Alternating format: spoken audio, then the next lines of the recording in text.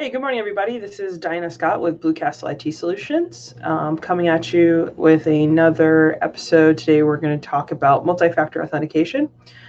Real quick, if you have any questions for us, topics you want us to cover in these videos that we do, please email us at info@bluecastlet.com. And certainly, if you're a small business owner, you're a C-level executive, administrative staff, and you are making a lot of changes recently with the COVID-19 situation to get yourself set up with your staff and your own self working remotely, and you need some help with that, or you are looking to engage with someone to do some IT consulting, managed services for you, please head over to go.bluecastlet.com. We'd love to hear from you. So today we're just going to talk about like I mentioned, multi-factor authentication. Again, the point of these videos is to be helpful and just to kind of put some thoughts out there, some sort of condensed breakdown of options available to small businesses and how they're going to function, especially with major increase in remote from home workers.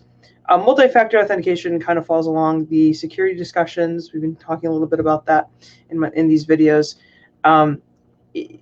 Whether you're working from home or not, multi-factor authentication should probably most likely in most cases be in use for your organization. So what is it? Multi-factor authentication basically means there's three main factors by which you would authenticate. Factor one, you use something that you know. Okay, so if you are authenticating, proving you are who you say you are, using a password, you're using something that you know, it's in your brain, you have that knowledge.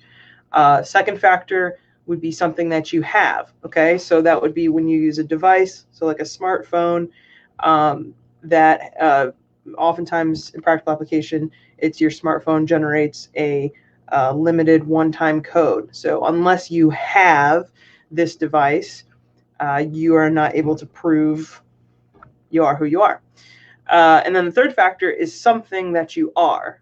So that would be like a biological aspect. So like your fingerprint, okay, that's unique.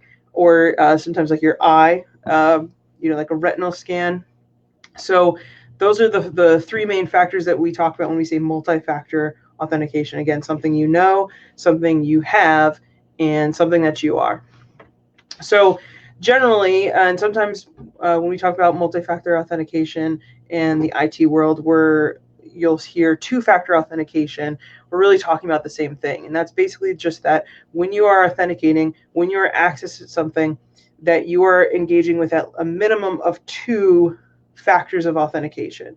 And a very common pairing would be there's a password that's factor what you know. So you know your password, and then you pair that with something that you have, your smartphone, or sometimes they'll even have like a USB key, a physical device that you plug into the computer. But for quick and easy setup for most organizations, especially smaller organizations, I'm not saying go out and get like a retinal scan, is to do a two-factor authentication process by which your employees or yourself have to put in a password. And then you go to a device like your smartphone where you've installed an authenticator app that generates a code for whatever you're trying to log into. So let's say, for example, very common, your email. Okay, so your employees not only need to know their email password, but they need to have a pre-configured setup when you turn on the multi-factor authentication. They set up on their device the code generator. So when they go to log into their email, into their account, they have to put their password, and then they're going to be prompted for the code. You go onto the app on your phone, and then it's just generating some codes. You can see that, just generating a random code. Usually expires about 30 seconds. So no one can get to that machine unless they both know your password and have access to the device, and they only have about 30 seconds to use the particular code that is generated and enter it in.